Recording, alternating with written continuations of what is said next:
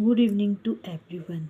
आज की वीडियो में हम एंट्री करेंगे issue of shares for consideration other than cash. It is not necessary to issue the share for the cash only. It can be used as fully paid shares for consideration other than cash in the following circumstances. First है issue of share to promoter. A company may issue share without cash to its promoter for their services rendered by them. The entry in this case will be incorporation cost account debit to share capital account. और narration देंगे being fully paid share issued to promoters. Incorporation cost is debited on assuming that promoter efforts and expenses have resulted in forming the company into profitable unit. Second day, issue of shares to vendor. When a company purchases certain asset from vendor supplier on credit and instead of making payment to the vendor in cash, the company issue fully paid share to the vendors.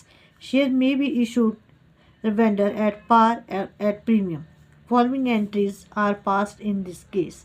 First, for purchase of asset from vendor, asset sundry asset account debit to vendor account.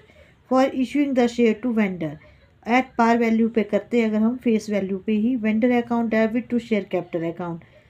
But अगर हम premium पे करते हैं तो vendors account debit to share capital account to security premium reserve account.